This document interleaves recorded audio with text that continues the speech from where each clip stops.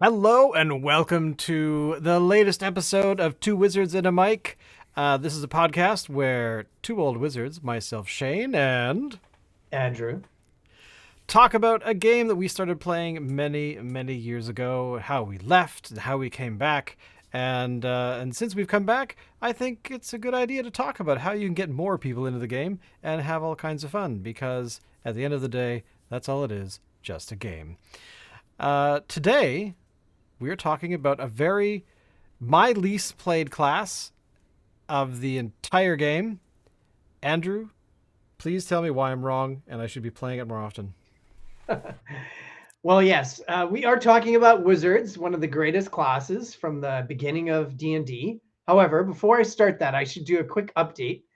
So Yes. the Cawood Publishing Kickstarter operation here, we have packed the last shipment of the last Kickstarter. So all those books are on their way as of Thursday, and 80% actually have already arrived at their destinations.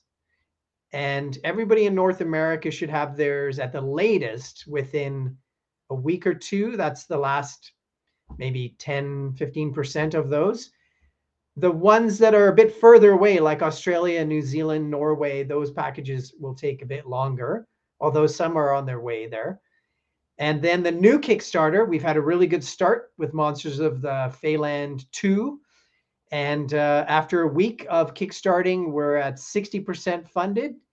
Right now, the live update is we have 321 backers, and we have exactly 3 weeks to go. So Tuesday, June 7th at 6 p.m. Pacific time, that's when it ends. And it's going really well. We're sharing on all our social medias. All the links will be below as well if you want to check it out. It's New Creatures for 5th edition. And we're trying to make the wildest, strangest, most original book we've made yet. So I definitely will have a character like Shane. Of And course. now back to the topic at hand, which is wizards. One of the best classes, I think, of the game. Um, we're talking about the archetypal spellcaster who uses a spell book and is always intelligent, sometimes wise, sometimes an old man, but not necessarily. And they often have other magical items like wands and staves and rods and cloaks and lots of interesting enchanted items. Famous wizards. Here's a good list. Famous wizards. I'm Yes. glad you mentioned my favorite wizard of all time in Oh, here, by the good. way. Well, after I give you the list, I'll guess which Give me the one. So, list. yes. So Gandalf, of course, the most famous of all. However, his arch enemy, Saruman, is also a wizard. We have Merlin, of course, from back in the Camelot days. We have Obi-Wan Kenobi, who I think is a good example of a wizard, along with some I of would the agree. other Jedi. We have Dumbledore in the Harry Potter series, and of course, Harry Potter, Voldemort, and a few other characters in that story. We have Raceland from Dragonlance, and we have Harry Dresden from the Dresden File books. So that's quite Which a I haven't read, and I keep hearing they're really good. They're good. I really like them. They actually gave me a lot of inspiration for creatures and characters from our other books, especially the Excellent. Phelan books. And the new book will definitely have some more inspiration from that series. I'm gonna guess that your favorite wizard is Raceland. You are right. Oh, The main again completely nostalgic. But when I read those books back when I was a teenager, um, it definitely was a. As soon as I read the first three books, I immediately wanted to know more, and so I went on and read the subsequent trilogy, which was all about the brothers. right. And yeah, it stuck with me because as much as I love Gandalf, as much as I love Voldemort, Dumbledore, all these Mhm. sorts of wizards. Um, that one always in the back of my mind sticks because it wasn't just about a wizard throwing spells and doing things. He was trying to do other stuff, Right. and the whole backstory of that character is He basically makes a deal with the devil essentially, and does a few things that cause change to himself. Like he has the whole hourglass eyes and all these kinds of things.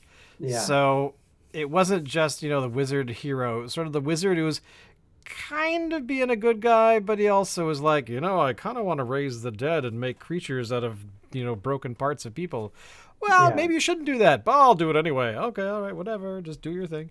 But yeah, it was sort of that first eyeball into literature, being kind of a the characters can be broken at the same time, and Right. redemption's a thing. And yeah, Right. so it was. But yeah, that he's my favorite, purely for that reason.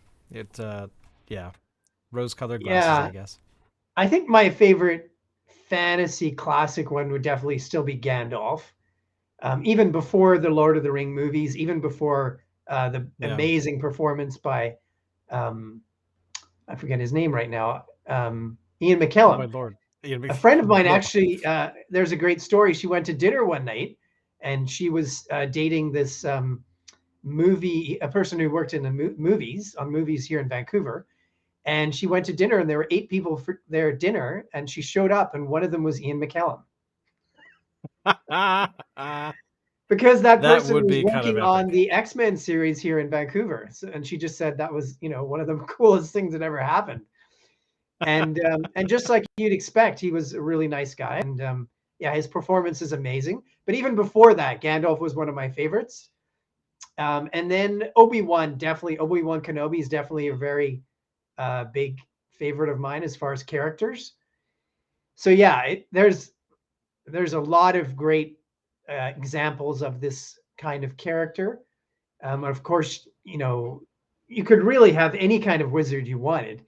The fifth edition version, pretty classic. I was looking, the hit points are pretty low. They get 1d6 hit points. They have no armor, right? But I just looked again at the original player's handbook right here. And originally the wizard was called the magic user. Yes. 1d4 for hit points. Oh my god. I don't know how I'd Yeah, and that survive. game was tougher. That game was tougher. So you could get taken out as a wizard back in the original D&D like that. And even now, it's still the first 3 levels. I would say you still have to be very careful. I'm um, going to throw spells behind this rock. yeah, yeah, and players are definitely more cautious now too. So yeah, wizards seem to hang way back in the action. I was even listening to another podcast. There apparently are some other D&D podcasts. What? Yeah, and they said, oh, it'd be a great build to have a wizard who was doing all these long distance spells, and then they could teleport in and help and blah. Are you kidding? One of your characters is not going to be with the party, and they're going to be way back at headquarters. Give me a break. That's You not can D just and D. teleport in and help out. That's not D&D. So the player just sits at the table, like waiting until I'll teleport in and help them now, or I'll send my owl to go help them and send them a message. That's like Yeah, the in in Time Bandits with the evil yeah, guy sitting just looking at everything going on inside the big cauldron and making decisions about what to do. And yeah, no, exactly, that's so exactly. yeah, that's really boring. You may as well Yeah, sit in the other room at the kids' table if you're yeah. gonna do that. So skills as far as wizards, fifth edition skills. So we have Arcana, which makes sense. History, insight, investigation, medicine. I can see religion. I don't really see how that's connected to wizards, but you could have lots of different kinds of builds for this character. Again, we mentioned, no proficiency with armor. Man, our allergies are back again here in Vancouver. Just surrounded by flowers here. Weapons for a wizard are I find them always interesting because I've made so many non-player characters, and I've had to try to be creative in coming up with new ones because there's just not a huge range. So you can use a dagger, a dart, a sling. Wow. Uh, Quarterstaff, which is usually the best, and then a light crossbow, which to me doesn't really fit a wizard either. And of course, the basis, the foundation of this class is spell casting and everything to do with spells. And It's really the only, I think, complicated part of D&D is that once you're, I'd say, sort of maybe 9th or 10th level wizard and above, or a sorcerer, then your game, then it gets more complicated because there are just so many spells. Um, and of course, you have a spell book, which is unlike other classes. And the cool thing is, if you find scrolls, you can actually copy those wizard spells into your spell book. Now we have 8 schools of magic for wizards in 5th edition. Abjuration, magic that blocks and protects people, including the wizard. We have Conjuration, magic that produces objects or creatures out of thin air, which makes, pretty clear about that one, Conjurer. Divination magic, so spells of remote viewing, supernatural knowledge, and foresight. So that's what we're talking about, this wizard who just sits back at headquarters and I just sit and there and I watches what's remote going view and on. I help out when I feel like it. It'll be Yeah. fine. But I think you could play that character that they would still actually be playing in a D&D game. Yeah.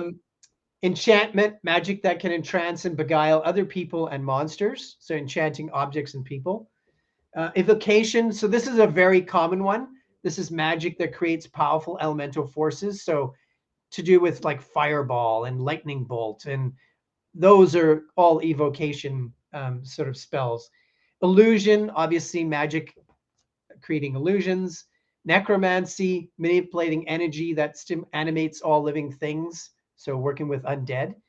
And interestingly, like as far as I go, I always say that I don't have evil characters. I think it's game breaking. However, I think there is another side to necromancy. It reminds me of how much I love the book Frankenstein by Mary Shelley. Right. And I didn't fall in love with it because, like, oh, he's a this is sort of a necromantic activity. I actually loved it because in the book, what the doctor, the scientist, is searching for, he's searching for what is life, what is the spark of life, and he wants to get that Yeah. and put that into a creature. That I found incredible, like trying to find out and figure out what that is and what does that mean. And so I think there's cool ways you could play it. I know back when I played in the 70s and 80s, there were often players who were clerics or magic users who would speak to the dead and find out information. I don't think that's ever happened in any of the games I played in 5th edition. I don't think anybody has ever done that. It used to happen all the time. I don't think so. I can't think of a single moment in any of the games I've played in the last decade that have had that No, happen. and it's really can be very, very useful. The last school is called Transmutation. So basically transmuting objects, altering physical and mental properties. So you have a lot of choice. I would say, like I said before, evocation is very popular. I think abjuration too, because you can create a ward, a magical field basically to protect yourself as the wizard. And at high levels, you can actually move it and protect other people in the party. So it helps you not be so squishy. Yeah. That's And actually a really good way to describe it. So you're not so squishy. yeah. Conjuration is another one that's pretty popular. The other ones I haven't seen too many people try. Although, like I said, personally, I've created a lot of NPCs, wizards. Yeah. So yeah, so the pros definitely, of course, all the magic and all the spells, very mysterious. You can have a very eccentric character being a wizard. The cons, like we said, they're squishy. They can get killed easily, especially at low levels, especially in combat. They're not great in melee combat unless what I did with a wizard. One of my wizards is he's an elf. He can actually wield a sword like Gandalf because elves are proficient with long swords. So you can make a build there where you have a wizard with a proper weapon. They also, as I mentioned before, at high levels, they're one of the more complicated characters to play, classes to play. Not only are the spells complicated sometimes, but you have to keep track of your spells. And That I always find difficult because there are times where if I cast a spell at a higher level, um, you have to mark off things you've done, and Yeah. sometimes I go, I didn't mark that off, and I know that I cast that spell. Will the DM notice? Hey Andrew, what's that over there? Oh, yeah, I cast Fireball. Didn't you do that already? No, don't remember casting Fireball yet. I've never done Yeah. that. Yeah, I think, and also, sometimes combat or the encounters can get quite emotional and heated, and like you say, it's not always easy to track every little thing. You might have got really into the fight and used your fireball and forgot to cross it off that you can't have it anymore. That third level slot is used. Yeah. So yeah, lots of different options. And I think one of the cool parts that a lot of people who play Wizards like is that you have to be very strategic. Yeah. We talked about before how sometimes you have to hang back, but you also have to do things like use magic so that you can move around quickly so you don't get into close combat. You cleverly used a spell in the Underdark when we were playing a few weeks ago when you cast Wall of Fire. I think, yeah, your druid cast Wall of That Fire. is my favorite. Like Wall of Thorns, Wall of Fire, Wall of Ice, Yeah, those kinds of spells because it yeah, it gets was you out Wall of of Thorns. jams. That's right. So those sort of spells, like there's spells you can use that can block the enemy. You can really change encounters quickly. You could use a fireball spell to bring down a cavern, like to create a cave in. Yeah. There's so many ways that you can do it. We have a player in our group who's very good at being creative with the use of their spells. Um, that's one of the funnest things, and the combinations of things. Use one spell and use another one that suits it.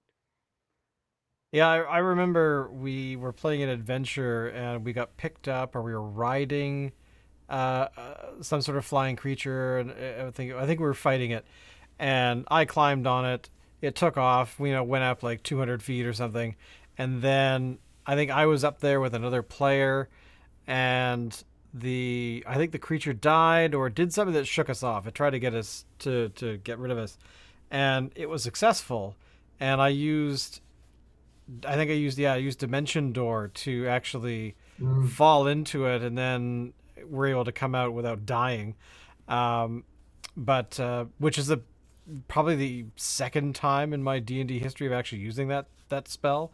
There was no real purpose for it, I found, but I'm glad I picked it that time because now I can go, oh yeah, actually, this adventure might be, we're going into the mountains and we're going to be scaling up floating islands. Okay, I'm going to bring that just in case. Yeah, yeah, yeah. There's some spells you always want to have around. Like, I started looking through what are great spells. Well, probably one of the most basic ones is Mage Armor because you can bring your armor class up to something reasonable. Yeah. So, and it lasts for 8 hours. So, I know most players when they know they have a feeling something's going to happen.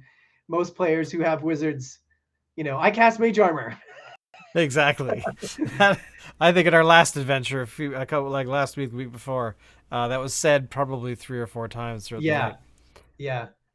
And then a really good cantrip is the Firebolt. At higher levels, it can actually be really quite strong. In the beginning, it's not bad too. And it's got a good range. Magic Missile, of course, is the standby. From the beginning of D&D, that's a classic one. And as a dungeon master, I always have that ready for many of the spellcasters that I use because there are characters sometimes with high armor class that think that they're unstoppable. Magic Missile is a good way to remind them that they're not. You Um, guys are gonna pay yeah, the the price for classic. being arrogant wizards. Yeah, the classic wizard spell for sure. Fireball. Not always as simple as it seems, though, because it can bring down structures on you. It can also hit members of the party, which has happened a number of times in our groups. A Yes. number of times. Um, after they've cast Fireball, a player will go, "Oh, I hope you make your save." I've never done that. Yeah, Ever. yeah. Never. Um, Lightning Bolt is a great spell because you can target if you get people lined up, or it just happens in the encounter that a bunch of creatures are lined up. You can use Lightning Bolt to get multiple targets. So that's very useful.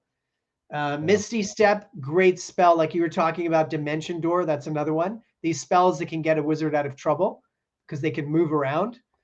Um, Scorching Ray, underrated spell because you can send multiple rays and the damage is pretty good. Um, I only really discovered that probably a few months back where I think we were being attacked by I don't know something, and uh, and I was rereading the spells, going, oh, I should have picked that one. 'Cause yeah, it totally was yeah, like, that would have been helpful right now. yeah, it's good. And Burning Hands, another low level one that's actually pretty decent. You can get more than one creature in the field. Feather Fall, especially at high level, when you're out adventuring in the mountains or you're on the top of a castle. Great one to maybe save your character's life or another character's life. Yeah. Shield, everybody's got to have shield, partly because your dungeon master might use magic missile all the time. To be honest, I don't think I've ever picked shield in the few times that I've Oh been yeah, able to get spells. A good note, and write that down. Make yeah, sure to. good one. Thunderwave, a great one that's used extensively in our groups. Everybody loves Thunderwave. I have been guilty of using it not just Yeah, as a spell, a cast spell, but I think I currently have like a weapon that actually has it in it, you so I do. can use it. So it's Yeah, been pretty cool. yeah, a really good spell, can blow back creatures, can get multiple creatures. Damage is pretty good. Of course, invisibility and greater invisibility are classics, very useful. Mirror image, another really good one where you suddenly become um, three of you instead of one, and you have to roll to see if the enemy hits one of them. Blink, underrated spell. One of the people in our group uses it all the time. So you cast a spell, you do your action, and then if you're doing blink, you roll to see if you blink out to another plane and you actually leave the area, and then you blink back Yeah. in the next round. You return. So very very useful. Banishment, very powerful spell. I mean, the person is gone indefinitely. I've used that before, and I don't remember what the situation was, but yeah, it helped.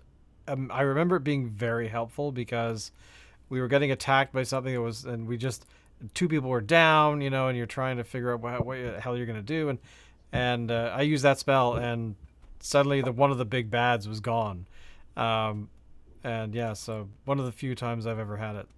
Really good, yeah. Very And very then useful. Blight, another underused one, can do a lot of damage, sucking energy out using with necrotic damage.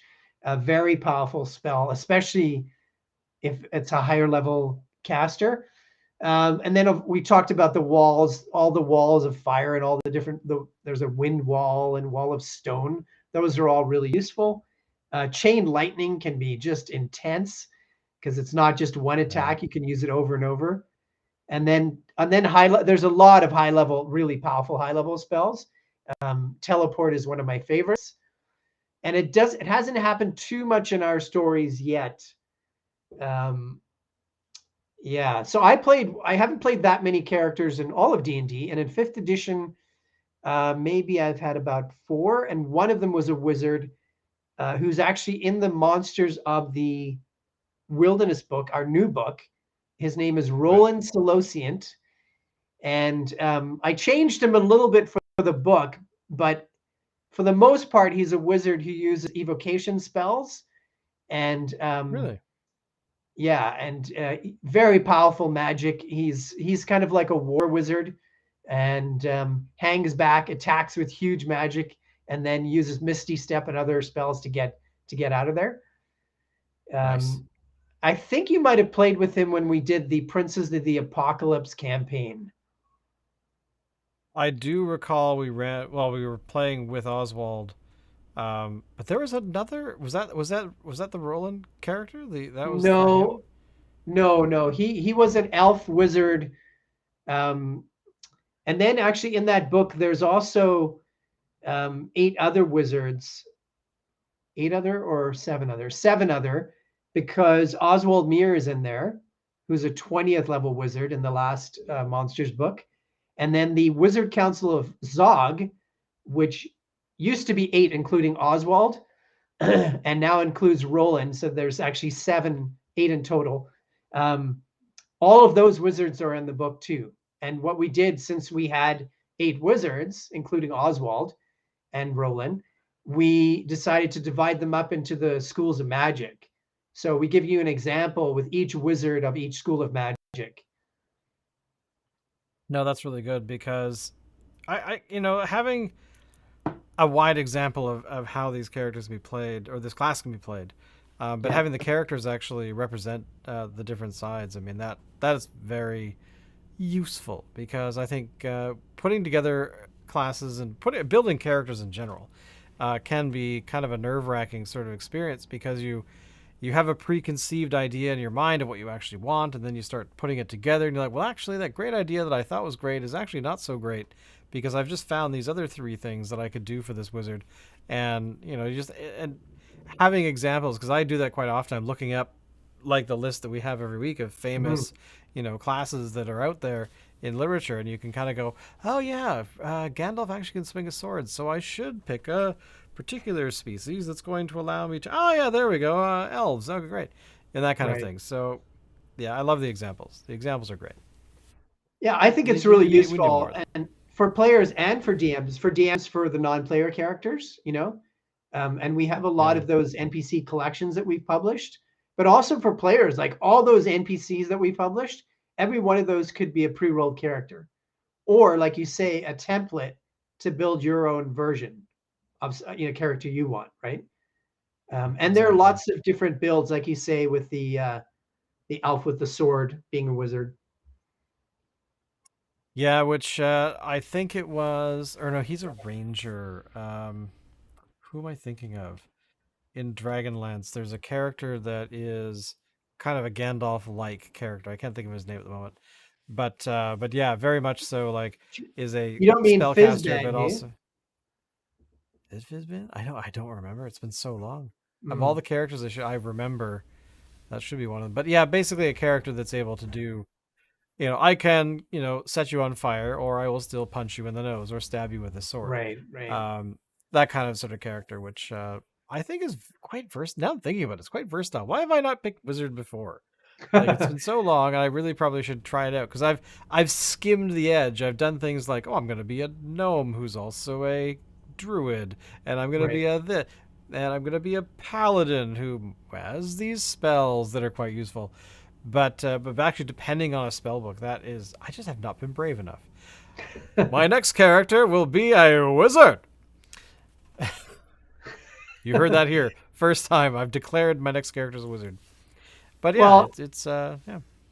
the other thing we mentioned, I think last time was the last episode, that one thing to help wizards is to have obviously warriors in the party, like fighters and paladins, rangers, barbarians, to balance things out. Even clerics are pretty tough these days.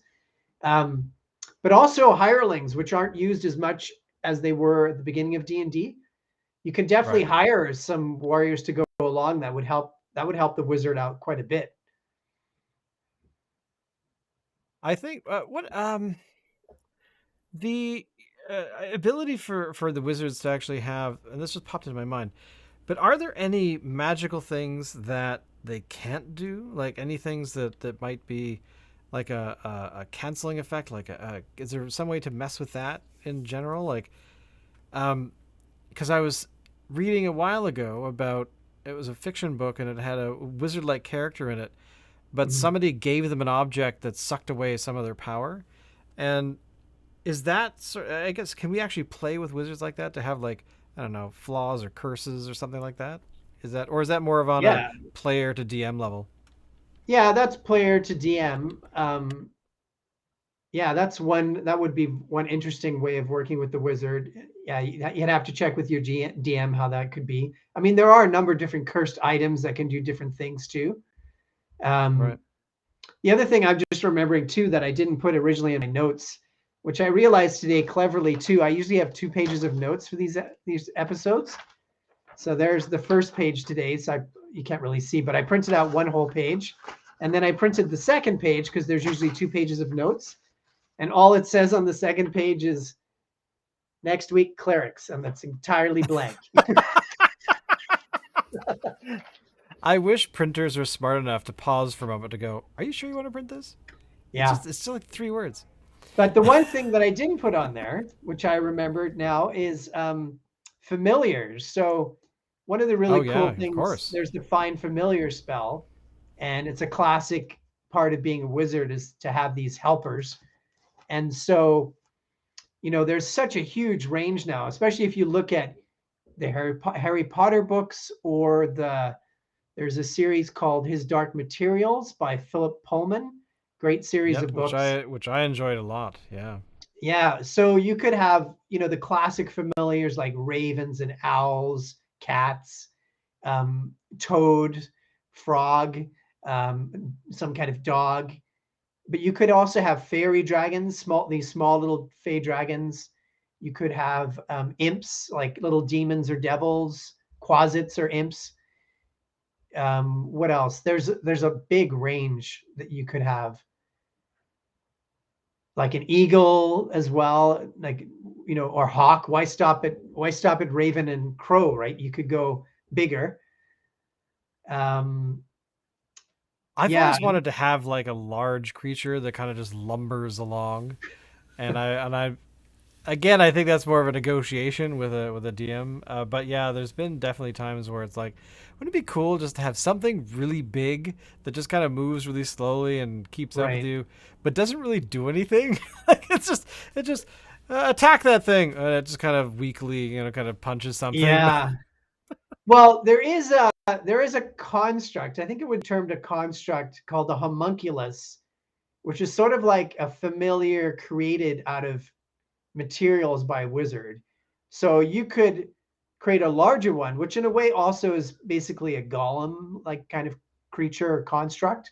So that would be cool. I mean, that's a great image you have that I have of what you're talking about. You could have this tall, slender wizard, or even shorter wizard, and then this huge hulking golem or like you say, creature who maybe wasn't super powerful, but at least could be, the brawn behind the brains.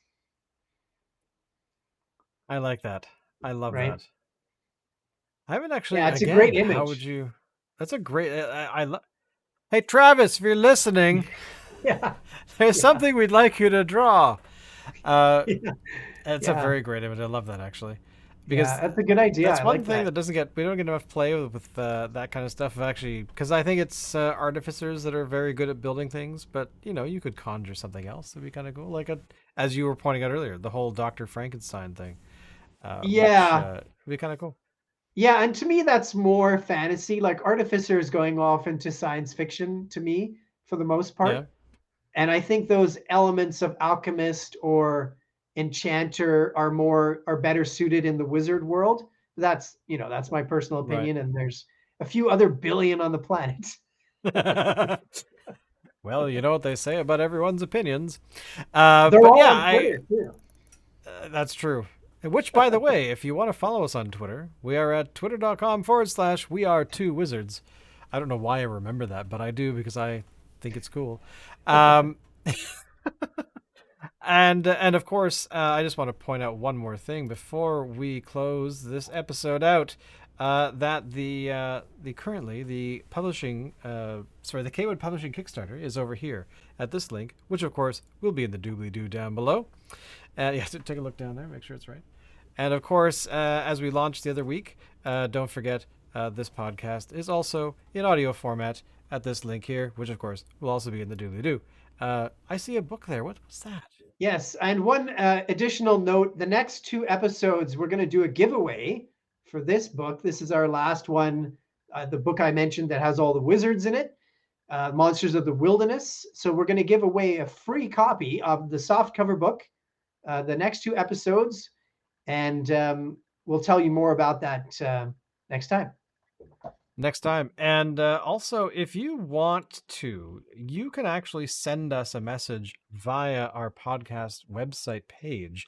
If you There's a little button there that says message, and you click on it, you can actually record an audio message and send it to us. And if you have questions or comments like how awesome we are, because I'm sure no one would ever say anything otherwise, but yeah, and we can actually feature it in the show with whatever questions you have, because I'm sure we've got enough brains and internet access to actually figure out what the answer might be. And by the way, one more thing, just checking to see what the current number is. Drum roll. Are there more backers? There are more backers. We've got more backers. Congratulations. And I might be fibbing a little bit, but yeah, please do support another great book from Andrew, who's worked very hard with Travis and other people to make it happen. So there you go.